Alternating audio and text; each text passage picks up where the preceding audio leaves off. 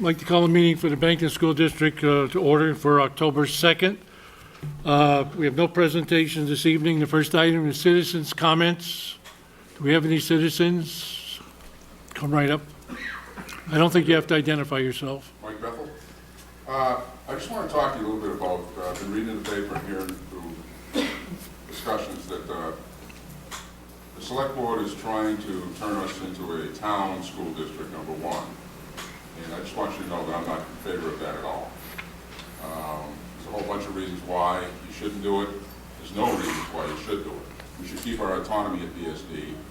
And the other thing is, on the search for a superintendent, I hope you guys don't get into committee after committee after committee talking about and getting the select board or the town into doing that. You folks, along with the folks on the SBSU, you're all voted in board members. We've all given you our trust when we voted for you. You should be able to handle this. I personally think you ought to make it as easy as you can, because I think you could get maybe Mr. Culkeen as a superintendent from the CDC. I've talked to him, and I'm sure he would be willing to do it if he hasn't already applied for it. But I think the relationship they're asking this board to do with the town government is more for the town government's benefit than yours. There's no benefit. They didn't help you out with your budget crisis last year. They did a report, an economic report, paid $18,000 for it from a guy named, I think his name was Molyneux, and it said you should be closer with your education system. The best thing the select board could do for you folks is to raise our grand list and concentrate on bringing more jobs here, more money into the community, so that we could have money for our school system and our roads and our highway, etc. So I'd be very careful about getting, as they say, in bed with the powers that be in the select board. I think the BSD board, you've got good members on there, you're smart enough, some of you are very experienced, and I would just hate to see you be used, if you will, for some other gain. They can't help you, and if they could help you, the best thing they could do is raise money. So that's what I'd like to say, but I really wish you'd think about what I'm saying. Don't become a town school district, number one. And you guys have voted in, do your job. That's what you took the jobs for, that you asked for, do it. You don't need the select board to help you find a superintendent. That's what I have to say. Thank you. Thank you. Thanks, Mike.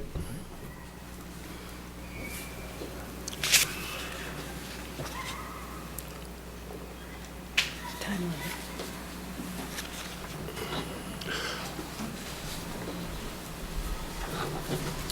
Hi there, Lori Mulhern, resident of Bennington. I've come before the board because I wanted to ask the board regarding public comments. I'm running into some inconsistency between board to board to board regarding public comments, and I wanted to address this issue starting with the BSD. Many times individuals come forward and they're allowed a certain amount of time at the beginning of meetings, and yet throughout the board agenda, there's lots of topics of discussion. The community is expected to not offer input at those times here at the BSD. However, the SBSU board meetings, we are allowed to have comment or to offer discussion, not so much discussion, but input into a subject matter discussed on the agenda.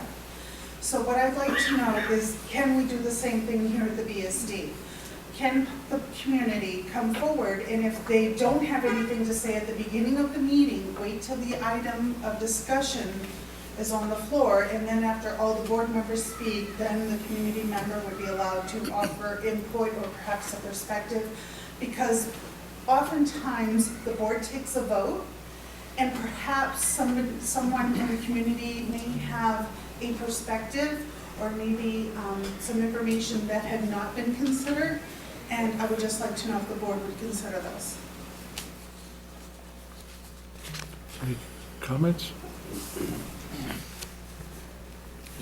Certainly would consider it. I mean, I would want to know what the open meeting law would be in regards to that. And the other thing that I'd be... What I've read. The what? The what? It's either way, like the board can allow the community to have comment and actually thinks it's a good idea. It actually says that it's up to the board. The board can actually just leave a segmented time, or the board can allow the community to speak during those topics of discussion for each item on the agenda. So, or, so it's really a board preference.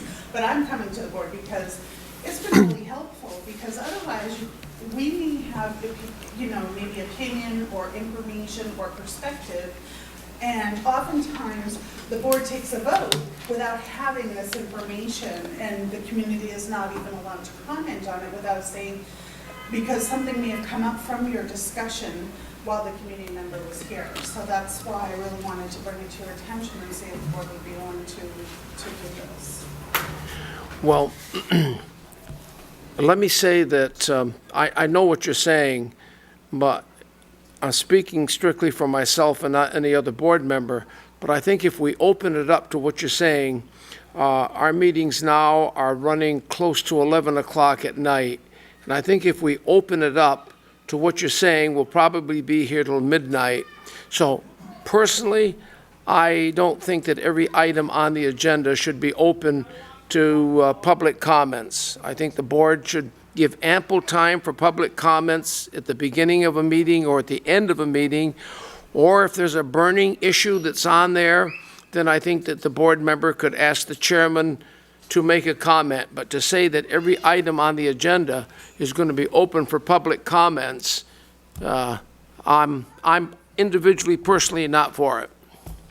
That's where I'm coming And I from. agree with Mr. Sleeman. I have never, when I was chair of the boards, a couple of boards, for a long period of time, and it's not conducive to running the boards. We're elected officials. You have access to us at any time. You can call us, you can email us, you can write us, you can get us before the meeting, after the meeting, and we'll take your comments. But to run a board meeting and allow comments through the whole meeting, we just would never get through an agenda. And Mr. Dale said, when he was down here, the head of the VSBA, that it is our job to make the decisions and to give you ample time at the beginning of the meeting and run the meeting.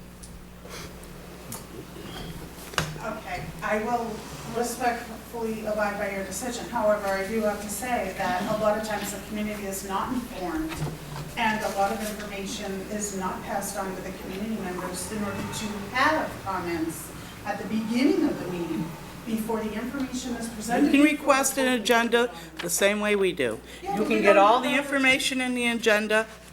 You can get the whole packet. All you have to do is request.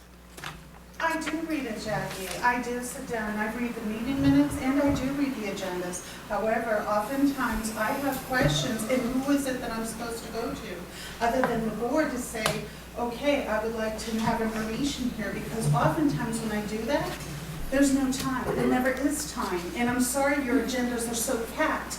Maybe if we did this a little better, we wouldn't have packed agendas, and everyone could get out at a decent hour. Consider it. Thank you. Thank you.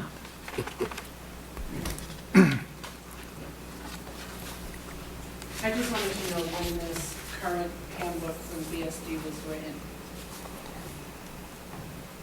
I don't know. Does anybody here know? Say it, I'm sorry. It was revised in summertime. So, It was the end of the summer. so obviously, if I'm being referred to the handbook, it's like, oh, we have a policy, you should,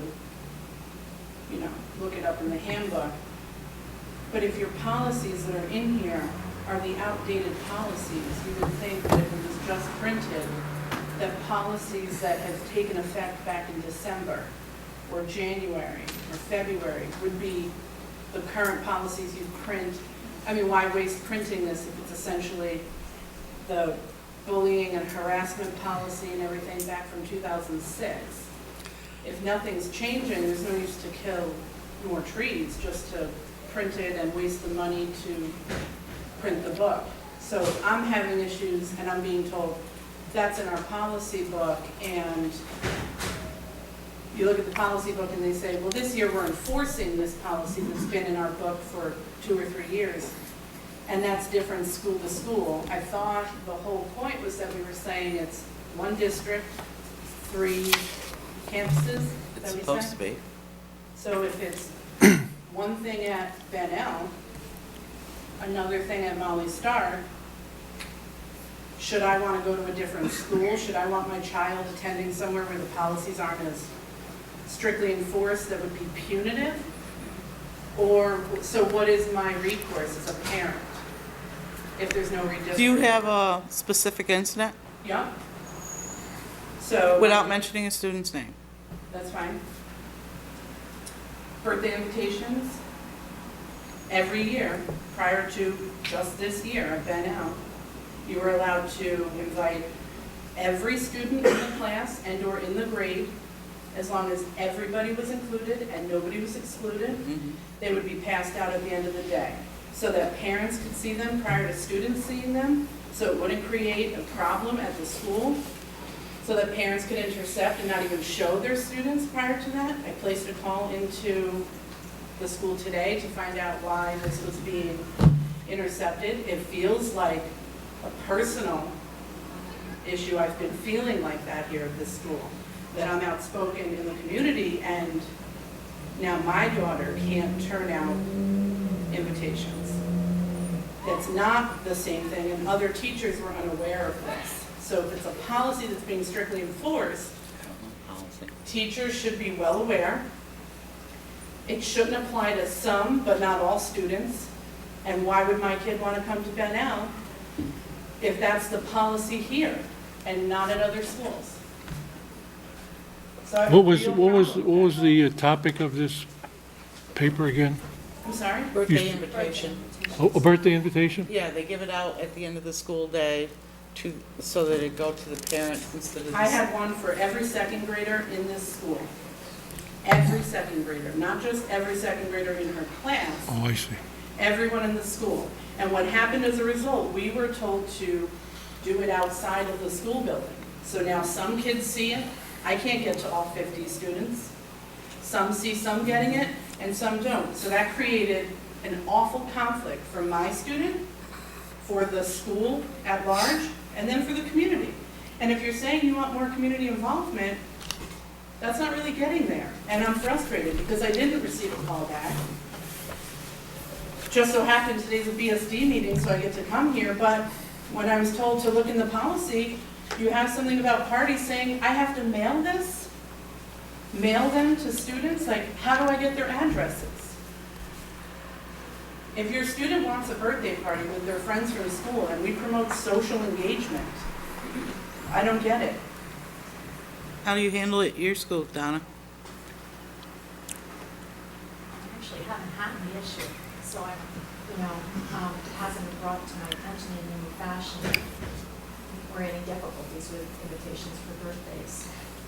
I'm not sure if that's because it's a smaller community, less students, and parents might have more contact. So that's my point. A different school is not, it's not the same policy driving every single school.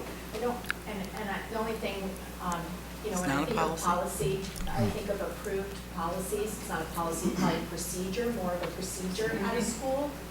And so Well, it's in here under personal parties, it just, but it says, please don't do this, students should do this. So there's nothing even in there, but it created a huge conflict, and I have a special needs student who was in tears today. So it's sort of, this is like the unnecessary part of dealing with the individual schools. Like, this is the frustration parents have. It's an unnecessary frustration. It indeed created exclusion as a result of trying to avoid it. By the way, all policies in the SVSU pertain to each school, Shasberry, not Bennington, Woodford, and Pownell, as well as the 3 Bennington School, Mount Anthony, and the middle school. They all work under the same policy. We all approve.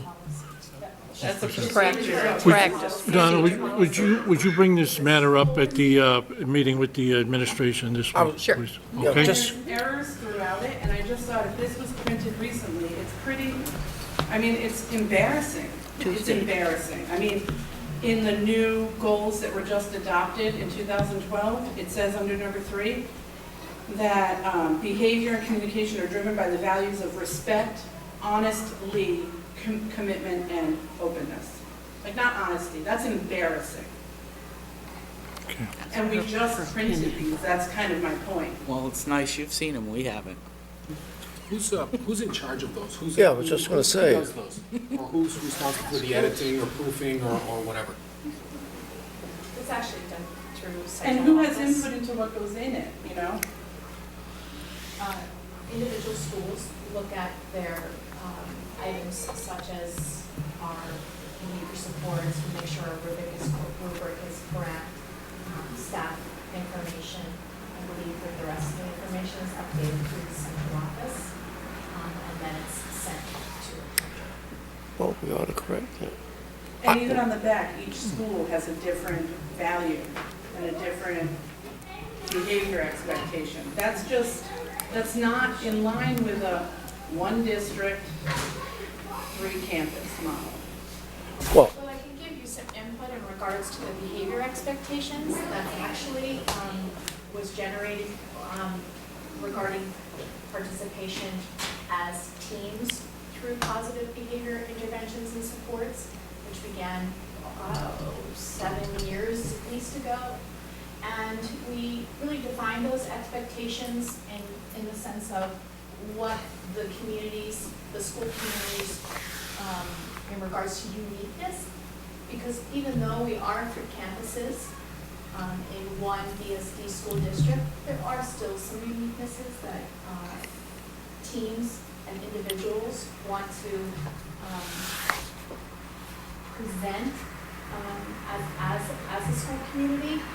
I would say that, you know, as a staff, there are those subtle differences, and so when you get together as a staff and a team, you don't go as 3 schools together to decide upon it. They're very similar. Like ours are the B's, there's the stars, and there's the, you know, the high fives at now. So those are those little uniquenesses that really kind of identify what we are individually as 3 school communities. But- And that's why they are a little let's get different. it. But they all focus on one very important thing, that there are expectations that we all want to see occur for children in a positive way. Well, I hear what you're saying, but I think that she brings up legitimate concerns and questions. And I think in view of the fact that she has brought these up, then I think that Central ought to get together with the principals and let's see if we can't produce a better document for the parents. And I appreciate your bringing that to the board, and let's see what we can do to correct that. So I would say. Parents feel like it's not punitive to go to Ben L versus Lyman. Because I hear other people don't have issues with invitations, and that's just one thing. And it's sort of been what's resonated with me in the last 3 years here. It just feels like things aren't working the way they should, that there's policies written for good reason, and then they're followed in a punitive fashion, and it's upsetting. So, thank you. Thank you for bringing it up. Ken, can we follow that up? She's going to bring it up at the... Okay, then. Administration. Any other citizens' comments? Okay, seeing none, the task list from our previous meeting. Well, apparently I didn't open that particular email this afternoon, but apparently the insurance coverage for the Kumu computers is fully covered by the vendor. So I guess it was a question of individual parents Right. getting coverage. They don't have to do that. Budget Planning Committee, well, Frank is going to make a presentation tonight. All right. So that's here. And for future agenda items, they're wishing to publish the bus routes. So that's an issue. Well, yeah, about Future discussion. several years ago, the BSD decided not to publish the bus routes for the BSD because of the problem, I think things have changed, of the sex offender list. I guess before you weren't able to get copies and know where people lived and stuff like that. And the board didn't want the youngsters sitting there in a corner, not knowing who would be, in the community around there, so we didn't publish the list. I think that Catherine wants us maybe in the next meeting or two to bring that topic up. Maybe they had some questions from parents about not publishing it and losing the convenience. So that's just an item to think about. Should we be publishing in the future the bus routes? Okay, thank you. Okay, financial report. For your information, VI member participation agreement and power of attorney enclosed. Did you want to say anything about that at all, Rick? No. No, just my typical comments that we're in a very fluid environment as far as the healthcare insurance is concerned. The insurance that we provide to employees will stay in place through June 30th of this year. There is no crisis to sign this, in my opinion, until June 30th. They will start to get anxious and start looking for a decision probably around April. But as far as I can see right now, time is on your side. The more time you have to find out what your options are in the future going forward. There's no rush to sign on to this. I will probably be back in front of you January, February area to talk in more detail about my recommendation and whether to enter into this or not effective July 1, 2014. Okay. I thought the date said October 10th was the deadline for us. Yeah, it is. For us to sit on the board. Yeah, well, the October deadline is if you feel that you need to cast a vote for what I would call a rigged election. It's you would have the ability to cast your vote for a board that's already been selected and placed on the ballot. That's the only benefit you get. That's the only benefit you get if you enter into it and it's going to be whatever that board is anyway, so there's no crisis to sign it by that point in time. Okay, thank you. Then, Can I ask a question? Yes, Just go a quick ahead. question. So, are we gonna, we're gonna talk further about whether we're gonna stay with VHI or? Well, at some point in the near future, VHI is going away, whether anybody likes it or not. Well, it didn't sound it by reading that. They will cease to exist somewhere between 2015 and 2018. Okay. The problem that the new healthcare law possesses in conflict with, I want to say it's Act 153, but one of those 150 numbers that called for supervisory unions to have a unified collective bargaining agreement, which we've had since early 90s. I mean, before my time, but I recall it being somewhere around there. And technically, the healthcare law provides a risk that could break that unified collective bargaining agreement by forcing the smaller districts, which you are not one of, into the exchange and not allowing the larger districts to go into the exchange. VHI is trying to design a structure where we can stay grandfathered for at least 1 year through FY15. And there's uncertainty what's going to happen after that. Okay. Yeah, I did read to 2016 anyways. Yeah, Well, it's, is the issue if there's any one of the board members that wanted to participate, that would make an issue, because it's going to be at the convention. Would that preclude any one of the members who would want to participate from participating? you can participate, you can't vote for the slate of I officers. think you could No, but if probably we s- participate in the But dialogue. if we choose to sign tonight, then we can designate someone that You is could, interested. I would advise you not to sign tonight. Yeah, see, he gave the same presentation at the SVSU. Yeah, The SVSU held back as well. That same presentation was given on last Wednesday. Okay, next item is the treasurer's report. Renee has passed it out. Everybody should have a copy in front of them. We are about where we would expect to be for this time of the year. During the month of September, we received our first installment of state aid, and then between, it's went off to the SBSU for our assessment, which happens. We are operating on borrowed funds, which we would expect at this point, and we will be until property taxes are collected and then turned over. They're due on November 12th, and then they will be turned over to the school district within 20 days, so it'll be the first part of December. And we'll get that money back in black for the remainder of the school year.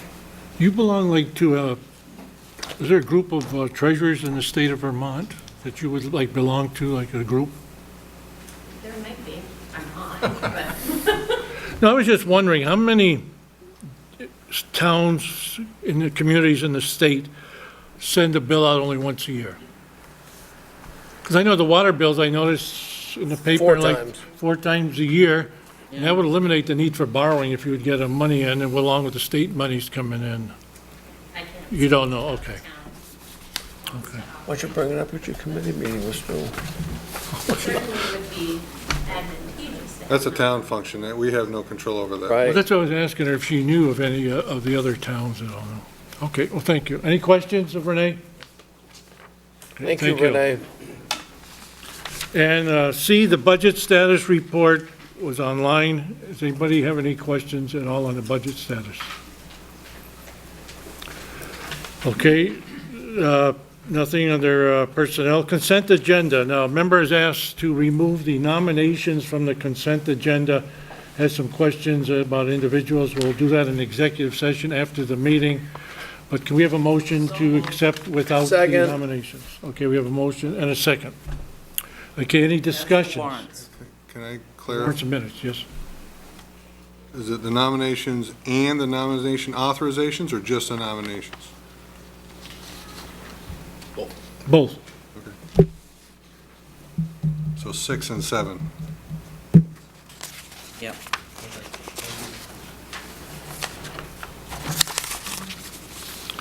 Okay, any other discussion? Minutes? Okay, all in favor of the consent agenda, raise your hand. Unanimous.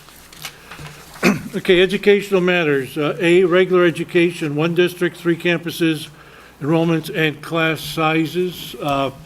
We were all given a copy of the 3 schools, the class in each school, and the number of youngsters in each class. A lot of nice detail here.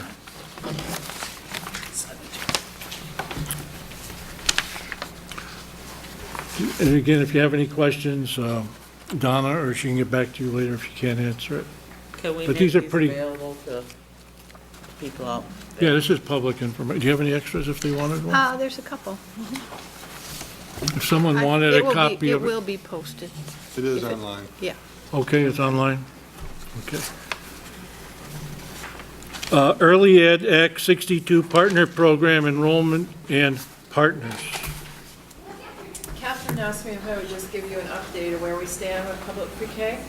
And since the enrollment period has now ended and we're getting everybody on board and registered, actually, we're just entering into the computer, we have all the packets. The final count as of today, and it changes daily, but the final count that we're going with is 113 students. So we've added 113 students from Bennington. They're in 10 different locations. 7 of them are in licensed childcare centers. 7 of the 10 places are licensed childcare centers and 3 are family childcare homes. I'm still working out the final details as far as finances is concerned, and I'd be glad to bring that back and talk with you once I take it through the finance office for their look at it and approval of the finance plan. Karen, are you still accepting, or is this it? This is it. first in order to count as part of your census, so we typically have used a September date as an end date. It would be board's discretion if we were to enter children after this date, if new families came along, knowing that you would have an expense but not have any kind of revenue through student count. And my last question is, are you happy with this number of 113? Well, we had 135, so I wish that there were a few more. We do know where the children are, but the facilities are not eligible because they don't meet the quality standards. So we're staying with this number, and we are planning outreach activities to try to get more people eligible through the STARS program this year, so that next year we can add more children in more places, because the facilities have to meet the quality standards. And from my knowledge, and I didn't bring the list with me, so forgive me, but from my working knowledge, I believe that almost all of the places that meet the STARS regulations have students placed in their sites. I don't want to belabor this, but can you tell me a little bit more when you said that there's certain facilities that didn't meet the standards? Can you give me an example? I can. So, without naming names. I don't want names. In order, the two biggest quality standards, there's several quality standards, but the two that we look at most importantly are having a licensed teacher as being on staff and the STARS rating. And you need a 3, 4, or a 5-star rating with a preferred 4 or 5-star rating to be able to be a partner. There's many other things around curriculum and planning and parents, but those are the two most important. If a facility does not have the STARS, if they have the STARS rating but they don't have a licensed teacher, we have been hiring licensed teachers through the funds and helping them meet the quality standards. So without having STARS, you really can't get into the partnership. We can work around the other quality standards and help people meet those standards, but if you don't have the STARS rating that you need, then we really can't do anything about that, because it's really the baseline level for eligibility. Yeah. And that's set by the state.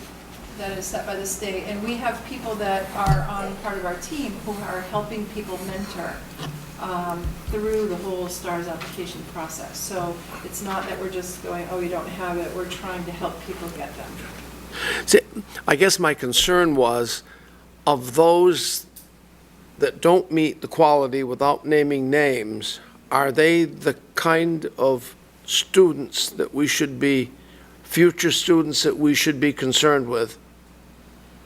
Our goal certainly is to have as many facilities part of our partner programs as possible, because we can offer them a lot of support. Mm-hmm. There are people who choose not to enroll in STARS program because of the complicated application process which they perceive exists. That's why we offer a mentor. So there could be places out there that are of a good quality, they just haven't applied for the STARS. And there's a whole statewide initiative that is trying to get more and more participation. There also are places that don't have STARS that I do worry about. So there's a mixture. It's not an easy yes/no answer. That's why we're continuing our outreach, despite the fact that we've got our enrollment, we'll move forward with the project, but we want to position ourselves for the future, and we want more partners.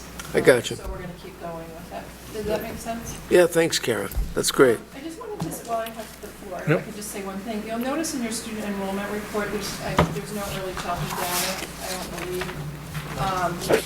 It's not because of anyone's omission. We're just really trying to figure out the best way to represent the data, because it's so much more complicated now with the public pre-K. So we do expect that we'll have all of our counts in your October, or actually your November meeting. We'll have a representation of all of the student enrollment across towns. You know, the SVSU account Yes. that you get before Yeah, time. the one this one, yeah, okay. All right. There's so many different categories that Helen and I are just working on making sure it's accurate. Thank you any other questions? Well, yes. With the government shutdown, I heard on the news that it may affect some Head Start programs. Is that going to affect ours? Don't know. It's a good question. I haven't had that conversation with Head Start. I know that all of the, I know any federal program is concerned right now about the impact. So I don't know what I haven't had a chance to talk to them since the shutdown happened. I've been out of town, but I will check in on it. I know it's been on our minds. Anybody have questions? Oh, could I just add Yep. one comment? Karen and I have been working together too on looking at some of the data about the improvement in our students from the that have been in the pre-K programs, and hope to do a presentation to the whole SU board on that, maybe at one of our next meetings, so that you really can understand what has been happening in our assessments for early childhood, because it's really great work, and Karen and her staff have been doing some really terrific monitoring of the progress that's being made for our incoming students. So we hope to bring that to the full board. Thank you. Ken, I want to go back to the question that Jackie brings up to Rick. Rick, is there anything at all on this business of the government shutdown? Are you getting any kind of information from Montpelier as to, this could have quite an impact on a district? Yeah, our impact is largely through our federal funds, obviously. Right. And through our grants. The early indications are that if this thing is short and sweet, I guess I probably shouldn't have said sweet, short and simple, short and whatever, that it probably won't have much of an impact. If it goes on for a length of time, it's going to affect our cash flow because they're not releasing any money at this point. So, and it wouldn't necessarily be BSD that would necessarily feel the hit right away. They could through ulterior sources, but what's going to happen is, as we continue to provide services in the school through our titles and IDABs and other grants, and we're paying that staff, what typically happens is we file with the state to get that money back. As I understand it, what we've expended through last Friday, or Monday, I guess, Monday was the 30th. The state possesses that cash, they'll be able to reimburse us for us. Going forward, they don't possess the cash from October 1 because that's a new fiscal year in the feds. So they haven't necessarily received that money yet. That's part of the reason why when we get our awards in the spring, they call them anticipated, and they won't make them final until October when they physically get the check from the feds. If this goes on long, that could hurt our cash flow. And when I say our cash flow, that'd be SVSU's cash flow, because that's where all those grants reside. We can't borrow money. SVSU can't borrow money. So we may have to do a interim assessment or something and force the member districts to go borrow the money to cover our cash flow until we get the cash from the feds. That'll be a complicator. If it gets real ugly and they start, and of course the next thing in line is this debt ceiling. And we've already factored in our anticipated reduction from sequestration from a year ago. We have a pretty good idea what that's going to be. But if this gets uglier and they start cutting up, that money even deeper, that will affect not only this year's money, but potentially FY15 as well. Right now, we don't have a problem. We're okay. If I was a betting man, I'd bet this thing will be done by the weekend, but Thanks, Rick. I don't go to Vegas very often. Actually, I've never been to Vegas. Thanks, Rick. From what I've seen on TV, they're not paying the employees, the federal employees, for the time that they're on leave. Are they do you think they'll reimburse the programs that we're operating on federal money? Even though it was... I can't imagine they wouldn't. There's actually some talk about those that are on leave, even though they haven't worked, once they come back, they're going to be made whole anyway, so they're basically getting an extra payment for extra time off, so Well, they are. it's all screwed up. Those idiots up in Congress are getting paid. Yes, they are. Okay, okay, All right. Ken. Okay, under B, BSD child count, special ed caseloads. Is that something? Yep, so currently, or remind me, we're going to have 2 sped teachers with an average of about 9 students each, and that's due primarily to the severity of the students that we need to be servicing, or their service needs. Bennington Elementary, we've got 5.5 sped teachers, so 5 full-time, 1 half-time special education teacher, with an average of about 12 per caseload.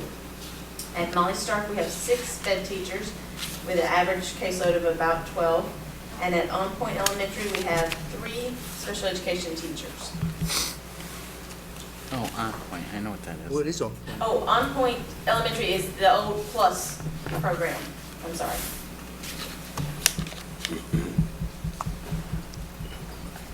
You said they have 12 and 12 at Molly Stark and Monument, and Benel? An average. There are a couple of the special education teachers who have maybe 14 and another has 10 because of the needs of the student, but the average is about 12.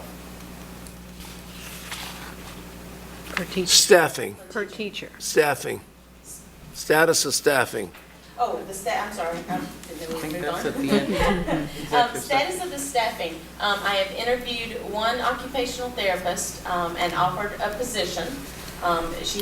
That person has not yet taken the position, but I think it looks positive. And the position that we offered was for the occupational therapist for the ASD team.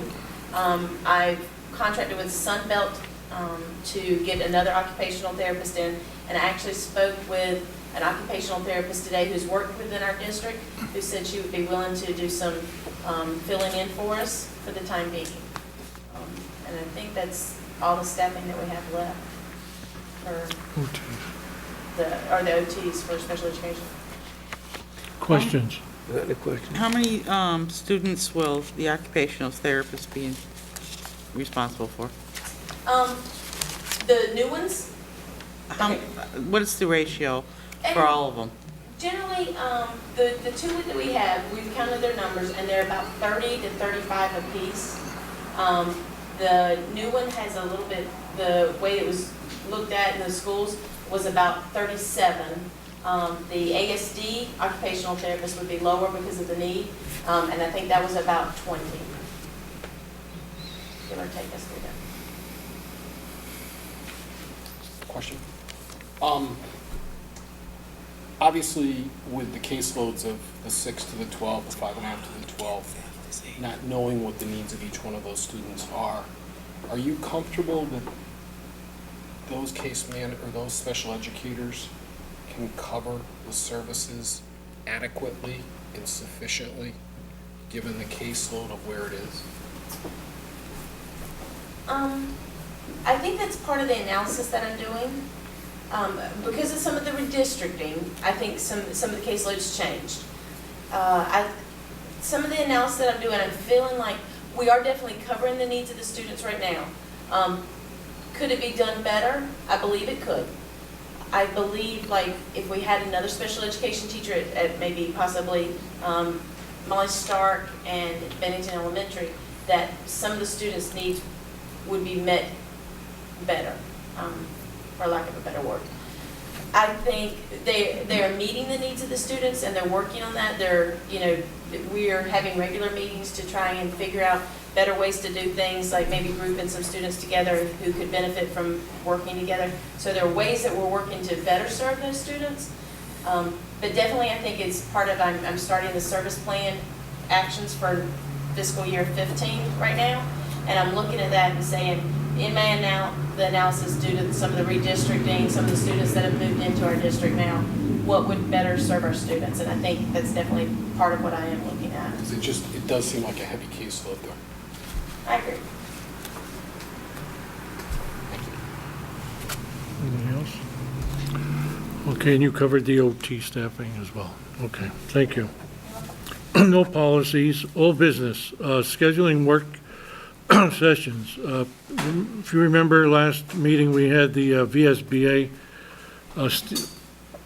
come down, and we said that we would like the gentleman to come and do another work session with us.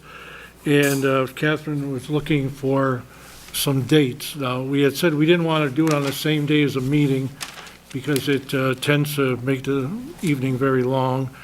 And every other Wednesday is used up with outlining districts, Mount Anthony and SVSU and everybody else. So Catherine said maybe a Monday. And we have, on this month here, we got, again, pretty well used up time, as well as the 30th. For those of you who don't realize it, on the 30th of October, we're having every school board member in the SVSU is invited to sort of a training type of program where every department, I don't know if those of you who've been on a long time will remember when Rick got up and explained how his department works, and then Sped will get up early and give us a complete rundown so everybody gets really familiar with how it works. Okay, so make sure you mark that on your calendar, the 30th of October. So Wednesday, it's the 5th Wednesday of the month. Yeah, what time? That I don't know yet. Has they set a time at all, or a place? I'm not sure about the time. Okay, I'm sure we'll, Okay. as soon as they can get it, they will get it. So what I was looking at was in November, like, we don't want to use the 11th, that's Veterans Day, but the 4th, the 18th, or the 25th, does anybody have any preferences when we could, have a second training come down? We have to figure out when we're gonna do budgeting too. Would you rather set the budgeting and then work on this after? Well, no, I mean, but we need to do both. I have a recommendation for the budgeting if that's going to influence your decision. Yeah. I was going to suggest, assuming we want to do what we did last year and have 2 meetings a month, one being focused to budget, and the other one we had, the first hour was budget, and then the second hour was business. I would suggest, based on splitting enough time between the 2 meetings for me to do work, to give you something productive, as well as for me to schedule stuff, I was going to suggest the 3rd Mondays of each month. So November and December. Would be your budget meetings. Are you talking in October too? I could if you want to. So when we start, better off. It's Yeah, up, well, that's all right. it's up to the board's That'd pleasure. be the 21st? Yep. Okay, so he's saying October 21st, then you would have November 18th. And I'm not sure what it is in December. It'd be December 16th. December 16th, okay. It would be January 20th.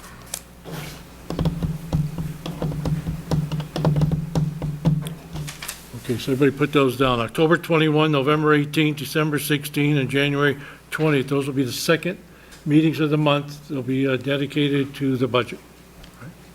And then are we still going to do the first hour of your regular meeting for budget work as well?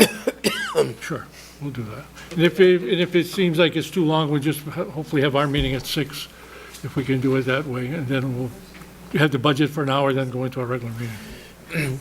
Ken, Yeah. that's fine, but going back to the training, is it not possible to combine some other boards with that training so that we could try to, or no, does it have? It was focused for us, I think. I know, That's but I'm just wondering, might it not make sense, for example, to have another district only for the purposes of time and date, to have it more than one? But it was for us to set goals. Yes, It was ourselves. For your specific board. goals. You don't Yeah. think it would make sense? No, it's your. No, not your what we're board. trying to accomplish, no. All right, fine, No, we gotta learn to get along. all right, What a good plan. okay. There's this one too. Did you want to mention that, October 28th? Yeah, or just, we gotta get one of these dates for the BSBA then. Okay, so How about the 4th? the 4th of November, does that sound good? It's a Monday? I'll tell, or can you get that to Catherine so she Was can Central call go- up Steve? Will Central send us notices on Oh, this? yes. Oh, yes. As soon as she gets we it, get she'll a send date, it to yeah. us, right. Okay, so Do you have a second choice? I don't think she has contacted Steve yet. Could you want to say the 18th is your second choice, or? The 18th, we're doing budget. Oh, We already have the 18th. 25th? If, We'll just try, if they can't do the 4th. yeah, just try the 4th, and we'll see what happens from there. Because Steve will be coming down on Monday, don't forget, for the training I'm already signed up. for CDC. Right. All right? Okay, that went well, all right? Ken? Yes. Just to get back onto the budget for a second. I just want to give you some, I don't need to plan on talking about this tonight, but give you some information to get you started. Those of you that have been on before have seen this document. Actually, I wasn't aware that they were handing out another student enrollment document. This one, you guys, those of you who've been on the board, Thank you. know and recognize it. There's a little more data than on when they showed you. I looked quickly, there is one discrepancy. It's in the Acorns.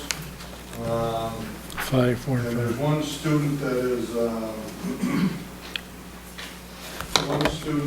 an out-of-district tuition into that program.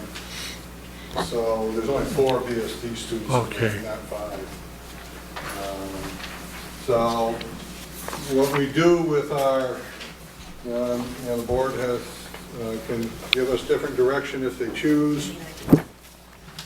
The way we typically approach the budget is we start with our student population. Thank you. We design the programs around their needs, and we design the staffing around the programs, and that dictates typically what your budget is. Second document I'm passing out is our enrollment trends, as well as projections. Oh, okay. And you can see that we've been fairly accurate over the years of projecting what our population's going to be. And that's where we'll probably start on whatever day we said we're going to meet, October something. October 21, 21st. to October 21. So we'll be talking about, we'll largely be talking about what our forecasted enrollment's going to be for next year and what our physical space needs will be at that point in time as well. I didn't plan on talking about it, but I'll answer any questions that you may have if you do have any. Does anybody have any? After you read any of this information and you have questions of Rick, just email him or call him up at central office. Okay. Okay, now, number 10, reports, SVSU board meeting. You have a report, George, on this at all? I think that probably, we spent a lot of time at the last SVSU listening to Rick on the insurance, and it was not tabled. We merely didn't take any action on it, as you heard tonight.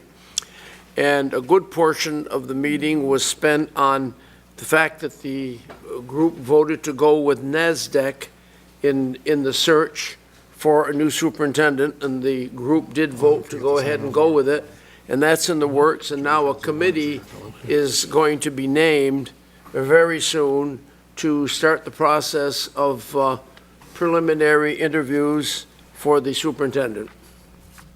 Okay, so it's not, we're not forming a committee to form a committee to choose the committee members to search for the superintendent. That's what I was told. The NASDAQ is the group that, and by the way, the other item is that a motion was made and passed that all certified licensed superintendents in the state of Vermont be notified. The group went along with that, and then we've entered into a contract with NASDAQ Yeah. to go ahead and proceed. Jackie, to get back to that, it's my understanding, a paper was passed out to everybody on the supervisory union to sign up if they were interested in being on it, and we're now waiting to hear back to see who's going to be on it, and then proceed accordingly. Sean Marie makes the, Yes, Chairman. Also, there was a second follow-up vote from the previous meeting where, again, it was asked that would it be possible to hire a superintendent without the proper credentials, and that did not pass this time. So we're just It'll looking, be an educator. I understand where Mr. O'Connor was coming from. because I had sat with him through many meetings. Do I necessarily agree with him? No, but for what he was saying, he had a good idea. Yeah. It was an interesting idea. I think that people had to understand that that was for the interim. In other words, until we found a full-time, that would be the person that, maybe we could get someone qualified, but it didn't work, so. Okay, next, FSAC Food Service on the 19th. Were you able? No, I'm going to default to Rick. I was unable to make that meeting. Okay. Rick's got an update. Out of that meeting, two things came. There was, first 2 weeks of school is our typical free breakfast weeks, not totally full weeks. First week, I think, was three or 4 days, and the second full week. We had a report that showed our retention from that free breakfast week is good. We're retaining 85% of those students are eating breakfast in the schools, which is a good thing to know that they're going to school with a full belly. The other big item that came out of that meeting is that we finally have the administrative regs to the new federal lunch program was finally issued. It was supposed to have been issued last February. It came out, I think, sometime in August. There's a small subcommittee of Maureen and a couple of other ladies that are going to work on some suggested language to the nutrition policy, bring it back to the committee. The committee will be making a formal recommendation to the policy committee over the next couple of months. Okay, thank you. And CJACI, or Technology Committee, you finally met, I see. Yes, we met. And Frank's going to tell you some. I'll fill you in a little bit, and if I miss something, Jackie, there's not a lot to tell. SVSU Ed Tech Committee met on the 26th, and we reviewed and edited a social media guide that, for staff. There's been a lot of concern from a number of people, just, making sure that people who are using Facebook and Twitter and that kind of thing are doing so appropriately. So we reviewed and edited a guide. We will suggest to the SVSU board to adopt as something to put into maybe into the employee handbook or something like that. And they may choose to turn it into a policy. I don't know if it's. I'm going to check it with needs to go Steve that far. Dale Monday to see if there is a VSBA policy on teachers and Facebook with students? staff use of technology. Are students allowed on school computers? I know some carry their own phones and stuff like that, but on school, are they allowed to access their Facebook accounts? No. No, and I don't expect that will ever happen. Well, never say never, but I don't expect that to happen. Our next meeting will be October 31st. One of the things that I would like to remind you of is each BSD needs to have representation on the committee from the buildings. It's really nice that Jackie's there, but we need to have either each building has a tech committee, or the 3 buildings have a joint committee or something like that, so that we have somebody who's in the building who can bring your concerns to the committee and your needs, including, needs for equipment and, service and software and wherever it may be, so that we can, deal with those at that committee. Because I can't address those things, because I don't know. No, you're right. People in the trenches should be there. So, yeah, every building should have a Representative. representation, yeah. Yep, when's the next meeting? October 31st. Now, I did At 3 o'clock. 3? 3 o'clock, 3 to 4:30, so everybody gets home in time for candy, Halloween. From what time again? 3 to 4:30 at central office. And how many do you want from each building? Oh, just 1 or 2. I mean, if the 3 of you, if Jim and Donna were, had a joint committee for the BSD, I think that would be acceptable. If people from the buildings could get a committee together to meet, and then one representative could come. We're not looking for a giant committee. We just need to know what it is the needs are. It would be better if it was one person from each building. I think the needs are unique to each building, and I think that having one person represent all three buildings would not justify the needs in each individual building. That's just my input. And that's fine.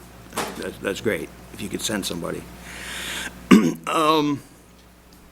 Anything else from the meeting itself? No, that's basically what, Yeah. we're gonna start talking about budget. Oh, good. And we're gonna start talking about, we did talk about our websites and how terrible the SVSU website is and how each schools aren't all that great. And, we're looking into having somebody rebuild them and show a template to the schools that you can decide on. And so that they will be more friendly, user-friendly for the User-friendly. community. They will be more proactive in telling the community on what's going on in our schools. You know, how do we know I don't know what's going on over at the high school unless I drive by the high school and see what's on that sign. Because it's not all listed. And the websites are very unfriendly to use. I have great difficulty with the SDSU one. If you get that set up, one thing I'd like to see is that when I go online to the SVSU site, and I want to get the information for the meeting that's coming up, it always seems like there'll be like 25 dates. It'll be buried somewhere in there. It would be nice if they would start like on January 1, the top one, and just progress, go right down, so we just look at the bottom one, and that would be the one we'd click on. I believe at the next, when I report out to you next, I may have some interesting news on the websites that would be pleasant to hear. That's my plan. Jackie, when you said there was a plan to have somebody look at these to rebuild or whatever, is that somebody and a company that's going out costing us money, or is that an internal? Internal, Okay. at this time. Frank, just a very short question. Did you, a former board member, did you take care of the problem that Meredy said she contacted you on? I did, yes, we took the computers, and one of the things that I'd like, I guess, everyone to understand, sometimes, I know it's like you're not supposed to look a gift horse in the mouth, but sometimes that gift horse has some issues that you don't necessarily see right off the bat.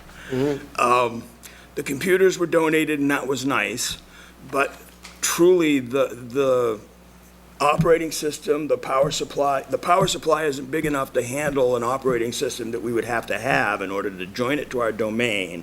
So there's a lot, what it ended up being is we're rebuilding them as best we can, and it was a really nice looking case, really, filled with stuff that we need to replace pretty much all of the interior parts for.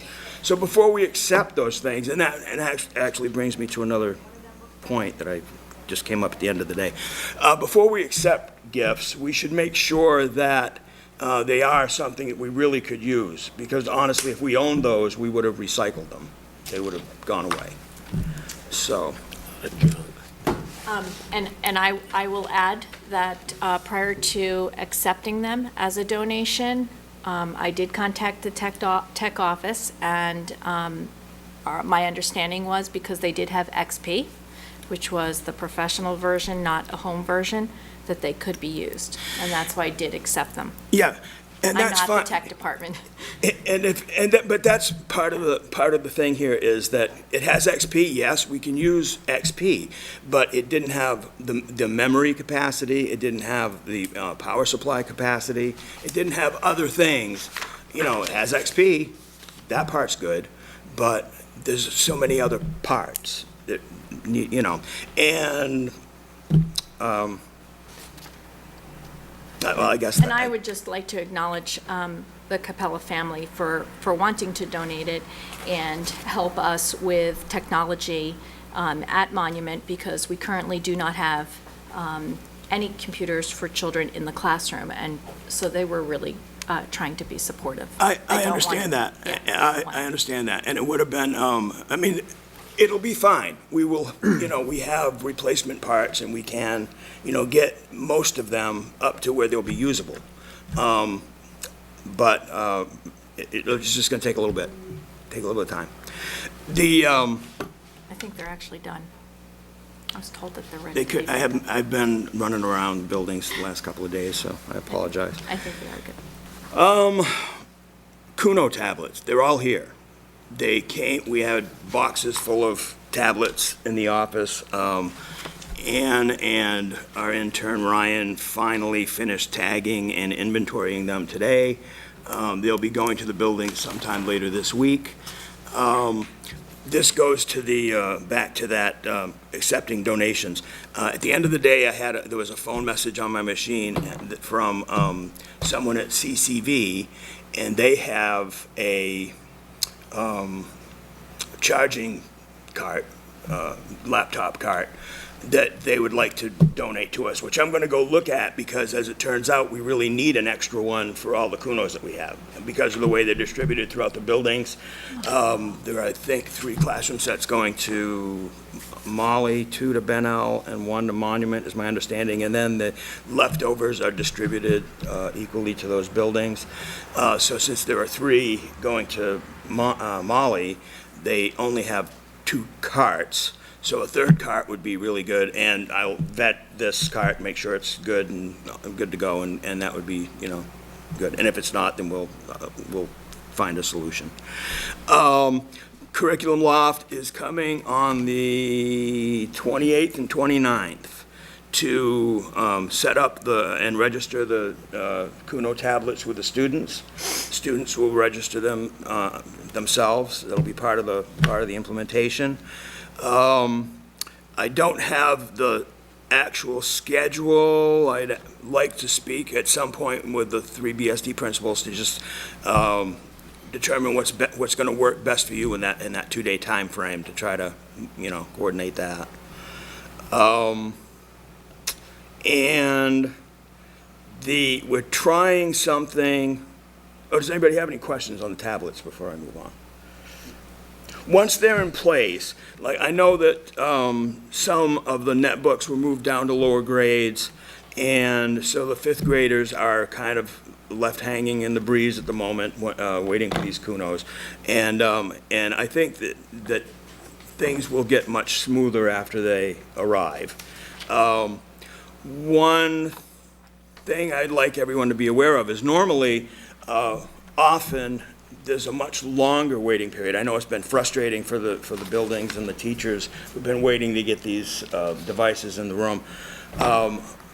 It's not unusual to wait actually up to a year from making the decision to put them in the room and actually putting them in the room. That's more typical. So we're not really, we're actually ahead of the game in that respect. Just wanted you to be aware of that. The third thing that I wanted to bring up was we're trying to accommodate the tech needs of, especially Monument right now. They haven't had an NLS or a technician in the building for a number of years. Part of the reason that the technicians and the tech staff became an SVSU entity was to be able to distribute the technicians in a more equal manner and be able to cover all bases. We're attempting a 2-day approach at right now, where we'll have a technician in Monument on Mondays and Thursdays. We were supposed to start at Monday, but the technician couldn't make it on Monday, so tomorrow's the first day that there'll be somebody there full-time, for the day. It's definitely a discovery period to see how this is going to work out. And I understand it's going to cause concern for the other buildings, because I'm pulling from Molly and Bennell to cover Monument. And I know that there's going to be a little bit of anxiety well, gee, somebody isn't in my building, and I understand that. So what we hope to do is, if it doesn't work out, we're gonna have to sit down and just find a solution that's gonna work. I mean, if it ends up that we have to hire more people, that's okay. It will be, you know, it will be included in my budget as an assessment out to the buildings. I mean, that's the only way it's gonna work. At least to my understanding, and there's no pot of gold sitting around, so. So I beg your patience yet again. They've been very patient so far. We're off to a little rough start with some map testing. I have some people, we're looking at trying to ramp up the wireless connection. There tends to be a miscommunication sometimes with what is actually causing a problem. It seems like it's the internet, but not necessarily. It could be something in the device itself that's causing the problem. And it's like, you know, you fix one thing and then you find out something else is broken, then you find out something else. And then, you know, it goes back to square one. That's about it for me, unless people have questions. I understand what you're saying. Should we be concerned the fact that we're now into October and we've still got some of these glitches working on, or are we on schedule? Are we all right? I noticed as you speak, some of the principals are looking kind of funny. They're not too happy with me, I don't think. No, I know that.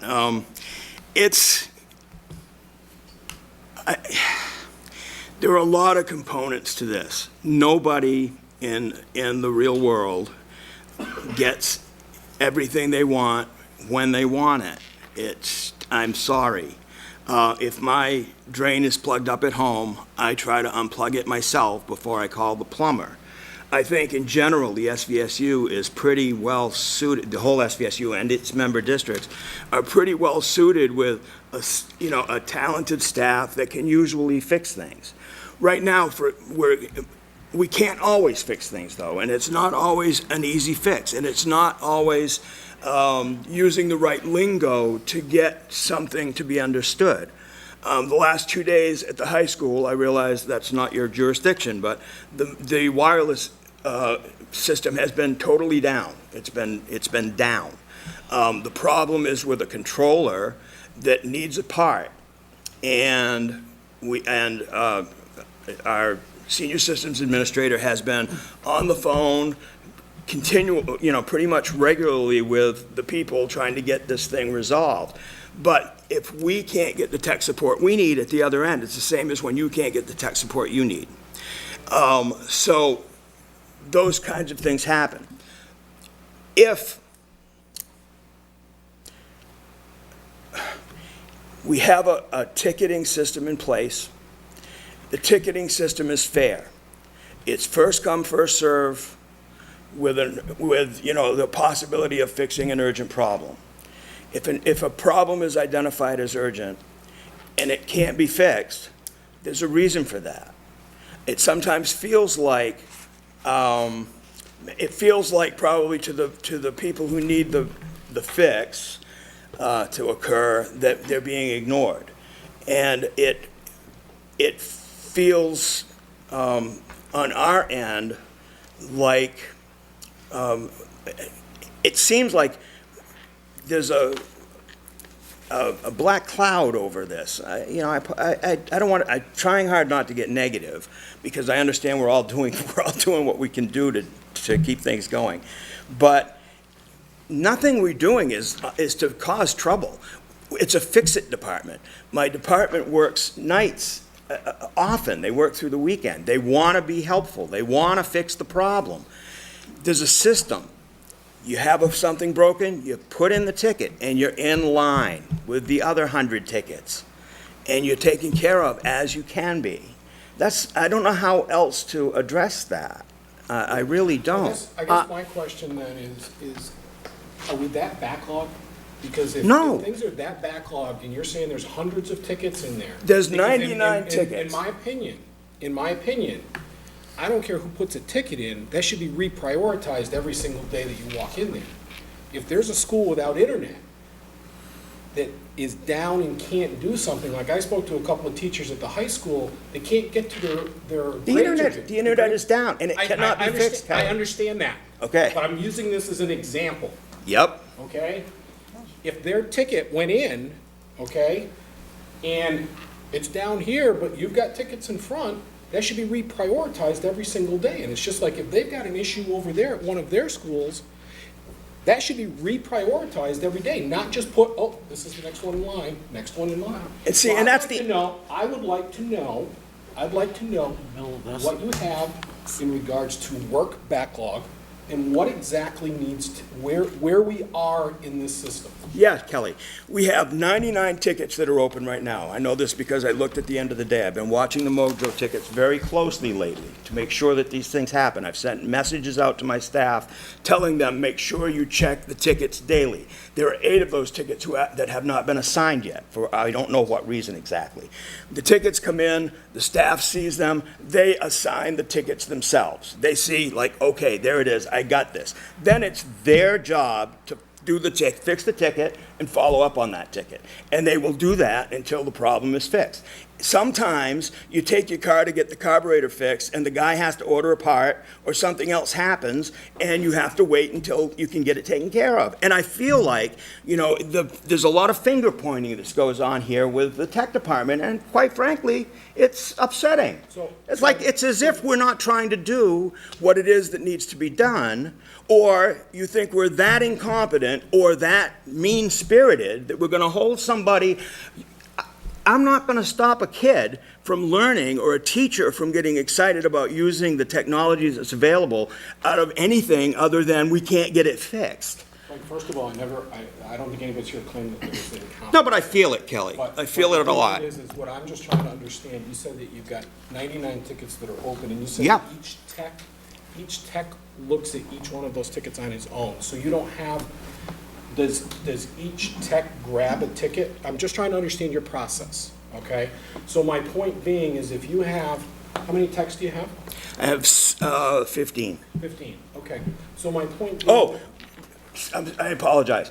I am not a technician. I'd like to tell the people at home, I am not a technician. Don't call me to fix anything. I'm an educator. Thank you very much. An educator. And I will remain an educator. Okay. So my question being is, if these techs are looking at these, do we have 15 different opinions on who is prioritizing these? No. Instead of one person prioritizing these and handing them out to the technicians? That's what I'm trying to understand. Okay. I apologize, I get hot and passionate. The tickets come in. I get an email on every ticket that comes in. I know when every ticket is made. I will look and see that they're covered, that somebody has taken the responsibility for the ticket.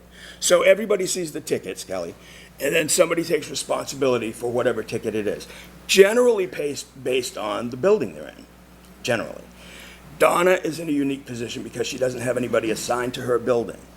So somebody else, and this is one of the things that I've reminded my staff, please pay attention to these as they come in, okay? And then they take that ticket, and then I can watch that ticket and see what's going on and seeing if it's, if anybody's doing anything with it or not. And that's pretty much it. I can identify some specifically that I really want to keep my eye on to make sure that, that those tickets are being taken care of. Is that answering your question? Because they're a priority. No, I think what Kelly was getting worried about is if the whole Mount Anthony School is down, you probably get 100-something teachers and 2,000 kids not getting anything out of it. Whereas if there's a cart that's not operating correctly at Ben Elm, maybe the priority should be get the high school squared away before we get the cart squared away, something like that. Sort of like triage. Someone sits there and says, these are the 5 most important things we got to get done today, and I don't know if that's how it works, but But I something think like he that. said they were doing Okay. that, they just don't have the part. Okay. They're waiting No, I understand that for the part. company to fix it. And, Go ahead, Jackie, you had her all hand right, SVSU, this is an SVSU issue. Because we buy services from the SVSU, and the tech department is part of the SVSU. from, I don't know when, long time ago, we have always shortchanged that department. We have never given them the staff that they need to keep our equipment up to date and keep our, it fixed and running. That is one of the areas, when you guys sit there and do your budget, you cut. Well, last year we had it. No, and not on the SVSU you didn't. On BSD you did. Yeah, okay. So on a positive note, I do want to add that I have actually had some very good support from individuals in the tech department. Marcia, Elaine, Patty Dewey has come over to my building, Chris Pepper, Tiffany Clark. They have helped me out greatly this fall, Jim and I wants really to do talk appreciate it, and I hope I named all of them. I probably forgot someone. But I do think that it is certainly an issue that we need to address, and I respect my colleagues, Jim and Donna, for sharing their network lab supervisors with me, hopefully, for some short amount of time. But I joke with my staff and said I updated my resume as a network lab supervisor this past month because I feel really tech savvy now. I just can't change projector bulbs, but I have gotten, and Mike Sullivan, also from, I think, the high school. So I have had some great support, and I do very much appreciate the work, and they're traveling to come over and help with what's happened this fall. Jim? Frank, Thank you for for arranging that. Thank you for I that. just have to say, I consider myself a frequent flyer with the ticket situation. And Frank's people have always been very, very responsive in an appropriate time fashion, because some of my issues have been very, very minor and some have been larger. The larger ones, they're very responsive, sometimes a 10-minute turnaround. The smaller ones may take a couple of days or a few days, but it's always been, a prompt response and appropriate to the degree of issue that I have. So his people have done a great job. And I think we're a society that wants to be able to press the button and always make it work. And sometimes that can't happen, and I also have to frame my own response in that fashion too. And as I hear Frank talk, and hear that the high school is out of and has no connectivity, I think what's difficult is I'm not aware of that. So in tech tickets, I don't think I've ever pressed the urgent button in tech ticket because I just don't think that I'm due that maybe sometimes, but each and every ticket is really important for the work that we do if we need to get the work done. And I think that can be a frustrating issue in general, regardless of what building we're in. And we have such ownership to our buildings and the people and the children that we serve, so we do become passionate about our needs. And Frank and I have had some really passionate conversations lately. But I know Well, that... again, I don't know, and like I say, I don't know if the whole ticket, I understand it, I'm just not sure, but I'm just wondering if there was a way for a little better communication, like if you put a ticket in to give you some idea when somebody might be there, 2 days or whatever. I have to say they are very, very responsive and fairly quickly. I can't complain about that whatsoever. And, I can call over there too. Ann is not the person that travels, but Ann Hilliard is also when I call the tech department, they really are very responsive, and they are working, I know, clearly, very, very hard and on overload. And actually, too, Kelly, I've asked my staff, and I'm not sure, I'll follow up on this, though. When someone puts in a ticket and then they take that ticket on, it should send an email to the person that put in a ticket saying it's been assigned. And they have the option of writing a note at that point if they want to. I don't know if they do or not. And then there's like a hierarchy of where the ticket is in the process. Like it's been assigned, it's being worked on, they have questions, it's been solved, whatever its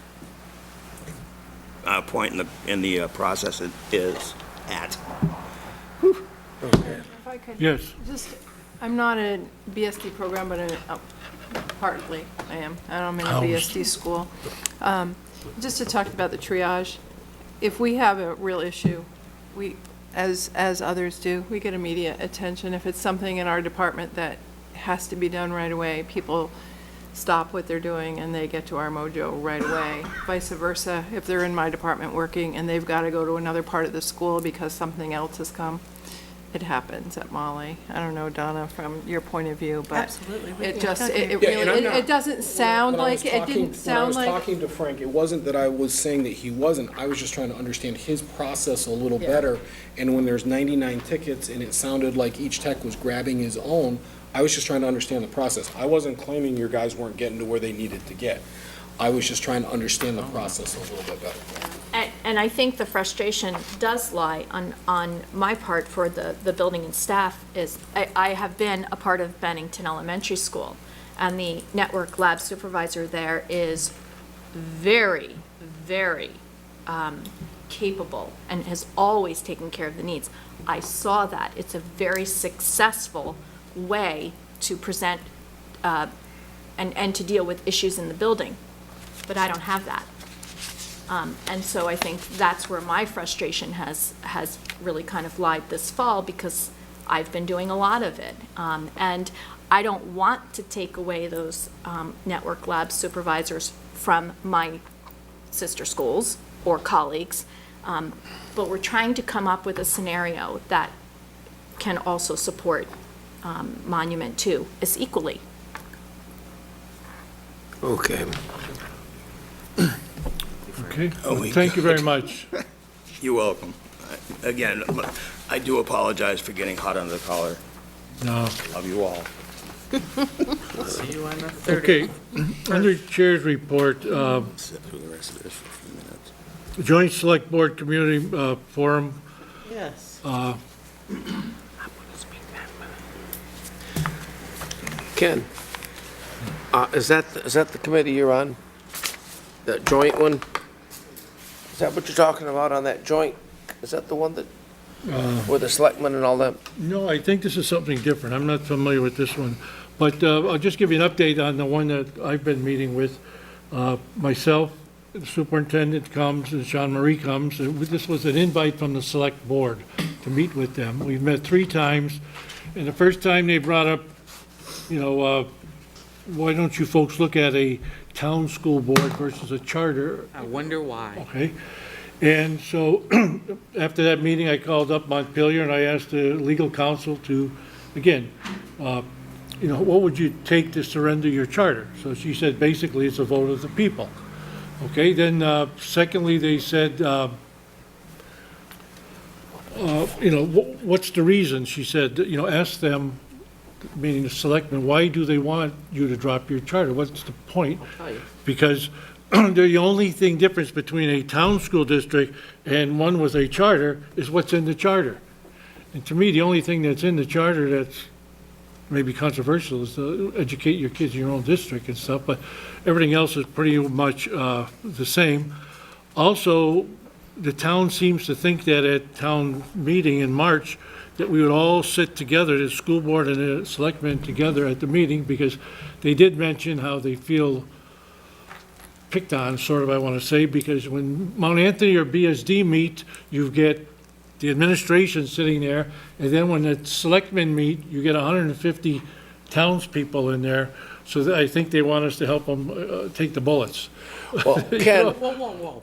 Wait a minute. So- They said that? Who fires the bullets? No, they just said we don't get much of a crowd, but they get a large crowd. Yeah, Yeah, and that's what Stewart they is said. firing the bullets at us constantly. And you're sitting. well, Ken, let me say No, but this. the thing is this, all of this is up to the board. Now, Well, that's the- okay, I no, want to one second. speak to that. Yeah, the lawyer will be at the CDC this coming Monday evening, so if we want to round her up, we can just talk with her as a BSD group about the advantages, disadvantages, and, Well, I that just, we do have it. Because I think there's only like 5 or 6 schools in the whole state of Vermont that have charters. like we well, do. I, Okay, go ahead, George.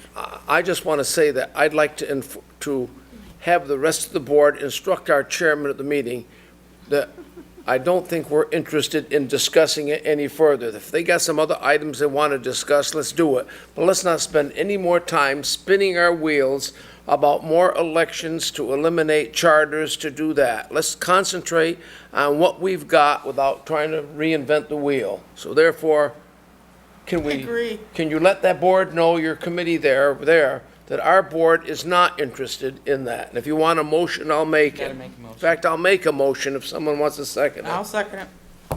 Okay, any more discussion? Seeing none, and the motion is that the BSD board is not interested in giving up its charter, basically discussing it. Unanimous. Okay, and all in favor? Unanimous. Unanimous. Okay, I'll take that. I know they read the paper, but I'll take that to the next meeting. By the way, you're all invited when we have our Thank meetings. you. Yeah, they have them at 9 o'clock in the morning when we're all Eight, working. 8 eight. in the morning when we're all working. Okay, the other, quickly going through this, next Monday, the regional VSBA meeting is October 7th at the CDC at 5 o'clock. Camera off. You should sign up on vtvsba.org. Just give your name and stuff and what school district, and they'll have name tags, and they'll order the proper number of meals. The VSBA annual meeting is at Lake Maury, October 24 and 25. Now, Rick, is it Lori they contacted to be registered, or is it Mary Lee? Lori's the one that's doing it, because that's who I contacted. Well, I contacted Mary Lee, and Mary Lee told me that Lori was doing it. I was gonna say, Mary Lee probably does the registration, Lori probably pays the bill. No, Lori's Lori's doing been the registered too? registration. Okay, you Oh, get she is? contact with Lori. Okay, Lori. Because my email was wrong to Mary Lee, and she just forwarded it to Lori, and then Lori registered me, and it was all wrong, so Lori had to re-register me, and it was my fault. And the last one, the SVSU All Board Member Meeting, again, that's October 30th, a Wednesday. The date, the time and place to be decided, and they'll get out to you as soon as possible. And again, I said, that's going to be a training where everybody in the central office will be explaining their duties, their jobs, and things like that. So what's this 28th meeting? I'm not sure, really. That's not ours, because, Did you want me to speak to you a Yes. little bit? I think that's a meeting, there was a request that the select board wanted a little bit more information about the budget and the thing, and any of the, like a presentation on what are the different components of the budget and what to expect. Stu Hurd knows, he was on the board. Well, okay. I think that there was a meeting planned for the 28th for some kind of a collaborative And- Well, you meeting mentioned to that, you're right. start to discuss Crozet the came budget. To start to discuss.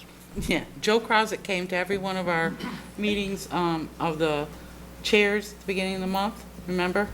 I don't know if you still do it. SVSU wise, first, no, we don't do it. okay. Ken, it might be, in order to foster better relationships, it might be good for the board to offer an invitation, as I did at the supervisory union, as we get ready to go into budget meetings. If there's a member of the select board, could we have a member come and sit with us and go through the process and help us? I think, as Donna mentioned, I think that, now that it comes to mind, that Catherine was setting up some type of meeting where, you know, like any big ticket items, Stu had mentioned that they were looking at, in the near future, buying a new fire extension ladder, and he said now they're $1 million a piece. That's something you have to plan for, and, you know, if that's gonna hit the budget or a bond, that's something that's big, and They should you plan- wanna they- do it at the same. They should plan for it by having a sinking fund, similar to the sinking fund you have that they criticize you for having. Yes, and they should also plan for the water and sewer that they need to repair. I don't want them running our schools. Okay, I agree.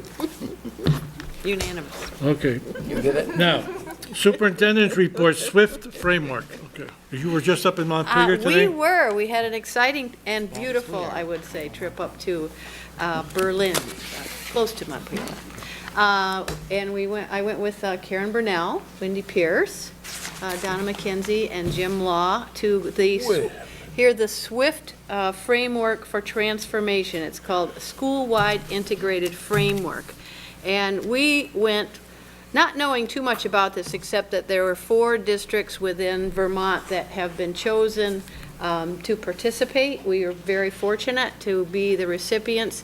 We're not getting the grant. The grant is really to facilitate the organization, the SWIFT group, to come work with us and provide resources to align our strengths to better facilitate school transformation.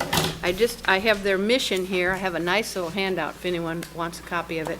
The mission of the Swift Center is to assist districts and their schools to engage in a transformational process in concert with their families and communities to achieve equity and excellence for all students.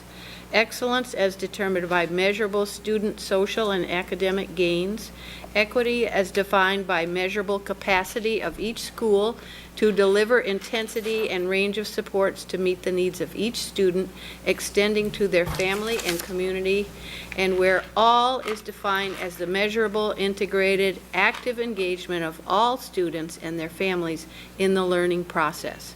So it's a very exciting resource for us. They really are partnering with the Agency of Education, so it's not like it's an additional process that we need to add on to all of the expectations. We are really working with them to facilitate a coordinated effort, and they will be supporting our district for 4 years.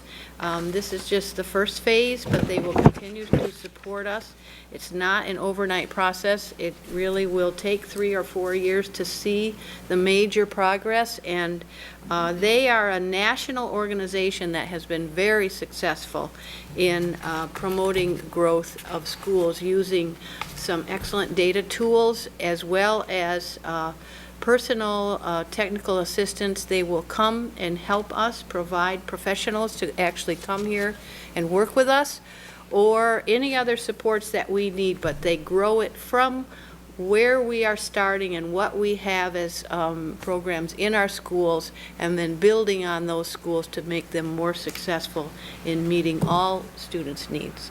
So it is around 5 domains: administrative leadership, multi-tiered systems of support, integrated education framework, family and community engagement, and an inclusive policy structure and practice.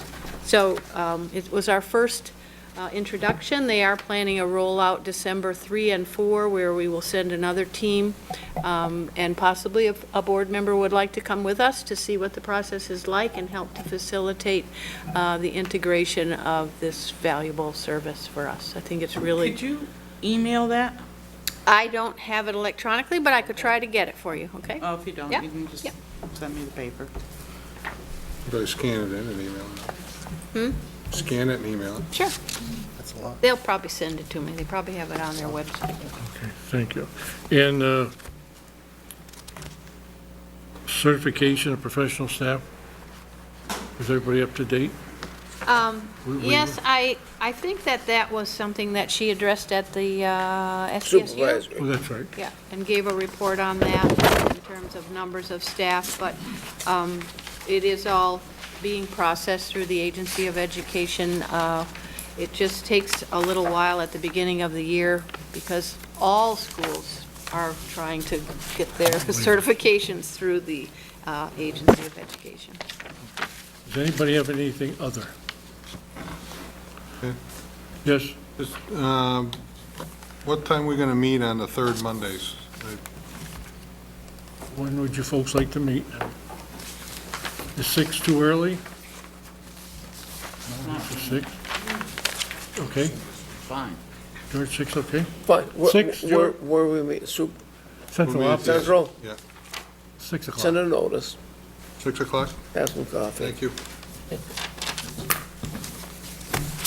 We're talking about the 21st? That's for the October 21st? October 21st, correct. Every third Monday through January. I have another question. Yes. Sean Marie emailed me and asked me if I wanted to be on the budget committee. And I told her I would have to check with my SVSU representatives first before I got on the SVSU budget. You're going to represent the SVSU, is that it? She had mentioned she wanted you on there, yeah. I think It's up that's to you great. guys. Yeah, Sure, fine. Yeah. Good luck. You're articulate. Well, I didn't want to say yes until I checked with you guys. Want Because you you're want the me to make a representative. motion? Yeah, You want me to I'll make a motion. You I'll don't make have to I'll second that, There we Claude. go. There was a motion. Okay, motion for a second I'll second to it. put Jackie on the SVSU Finance Committee. All in favor? Unanimous. Unanimous. And you got a question? Okay, yes, one, quick, Is that a question about that certification part? 'Cause I Yes. didn't hear. Are you saying everybody is already in the midst of being processed that was not? Is that? I would. In the process. They're all being processed, yes. They've all been sent up to They're Montpelier. being sent up. Only To the because Agency of SBSU Education. meeting, I stood up because my name had been used to the public, but I never got to speak back, and I was planning on bringing that up at the SU meeting because I think it's completely unfair to say, Ms. Sky said, and then to misrepresent what I said. Ms. Sky said this, and Ms. Sky said this, and refer to me often when speaking about that, but not actually allow me to address the reality or the facts that were then stated there. I think that you should bring that up at the SU meeting. I understand your concern. Right, right.